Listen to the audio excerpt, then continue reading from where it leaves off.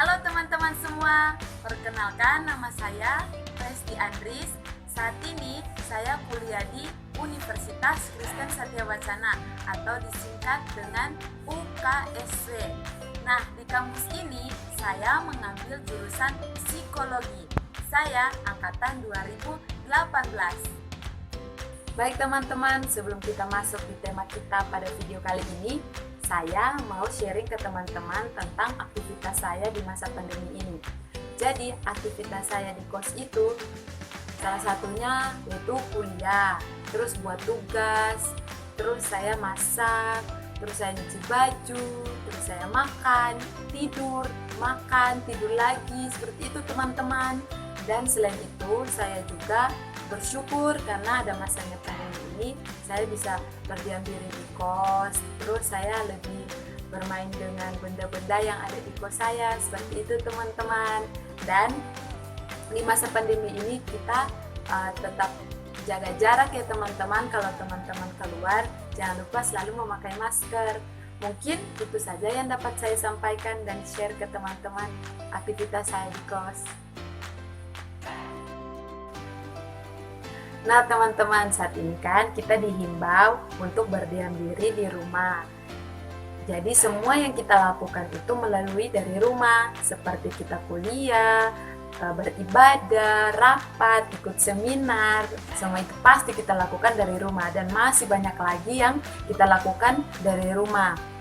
Nah, itu semua kita menggunakan aplikasi atau internet.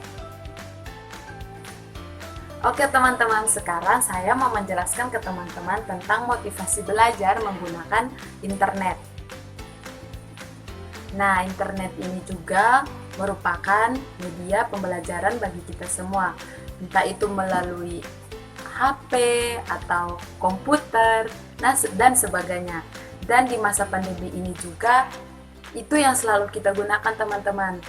Dengan adanya pandemi ini, pembelajaran kita pun jadi berubah. Dulu kita kalau kuliah misalnya itu harus bertatap muka, ataupun kita sekolah juga bertatap muka langsung dengan guru teman-teman. Tapi sekarang kita melalui semua dengan daring teman-teman. Nah disinilah saya akan memberikan ke teman-teman tentang apa itu trik untuk melakukan motivasi belajar di rumah ataupun di kos bagi teman-teman. Baik teman-teman, nah di dalam motivasi belajar itu ada dua, yaitu motivasi intrinsik dan motivasi ekstrinsik. Nah kalau motivasi intrinsik itu dari dalam diri kita untuk belajar, seperti mengapa cita-cita kita dan dorongan dalam diri kita untuk belajar.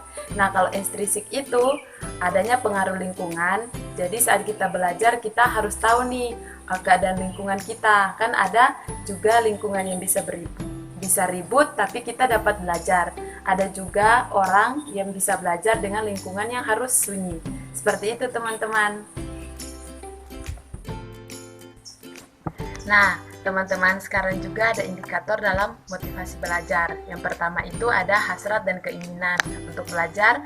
Yang kedua itu ada dorongan dan kebutuhan dalam belajar. Yang ketiga, ada harapan dan cita-cita untuk kita capai, menjadi motivasi juga buat kita. Yang keempat itu ada penghargaan dalam diri kita. Setelah kita sudah melakukan motivasi belajar ini, pasti juga kita harus ada penghargaan buat diri kita.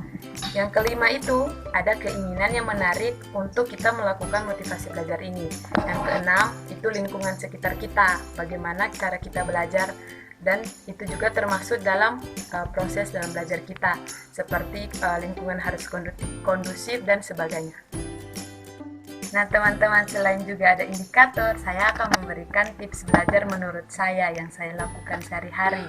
Yang pertama itu, saya harus mengenal cara belajar saya. Dimana kalau cara belajar saya itu seperti lingkungan itu harus sunyi dan tidak bisa mendengar musik atau sebagainya. Yang kedua, saya tuh memasang alarm di dalam HP cantik saya teman-teman. Kalau teman-teman punya, teman-teman juga bisa tuh menirukan apa yang saya lakukan. Buat alarm di HP teman-teman, waktunya belajar atau waktunya kalian makan atau waktunya kalian minum dan lain sebagainya.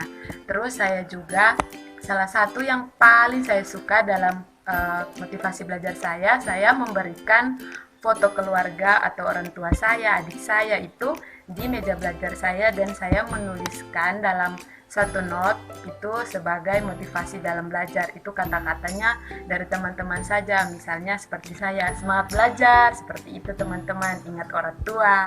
Itu juga motivasi belajar buat diri saya. Terus saya juga melakukan cari suasana yang menyenangkan untuk melakukan belajar saya. Seperti kalau misalnya di kos sudah bosan, saya mencari lingkungan sekitar yang sunyi juga untuk membuat saya belajar dengan baik.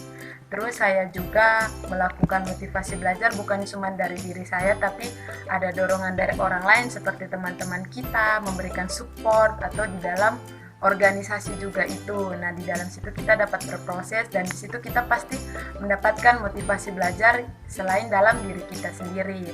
Dan terus ada juga saya itu pergunakan fasilitas yang ada dalam kos saya seperti laptop, HP, dan sebagainya. Itu saya mencari apapun yang terlintas di pikiran saya, itu saya mencari, misalnya apa itu motivasi, apa itu cara bagaimana kita menyampaikan atau menjadi moderator. Nah, itu saya mempergunakan fasilitas yang ada di laptop saya atau elektronik yang saya miliki. Seperti itu teman-teman. Semoga teman-teman bisa mengikuti tips-tips saya yang menarik bagi teman-teman untuk teman-teman ikuti. Nah, teman-teman, motivasi belajar itu bukan hanya semata-mata dalam diri kita saja, tapi butuh dorongan dari orang lain itu sangat penting. Jadi misalnya seperti orang tua kita atau teman-teman kita memberikan support atau memberikan kata-kata saja seperti semangat, kamu pasti bisa. Nah, itu juga sebagai motivasi buat diri kita. Nah, motivasi dalam diri juga itu perlunya komitmen dalam diri kita, dan seperti kita harus optimis dalam segala hal, dan kita yakin kita pasti bisa. Nah, mungkin itu saja yang dapat saya sharing ke teman-teman dalam video kali ini. Terima kasih yang sudah menonton video kali ini. Dadah, bye-bye.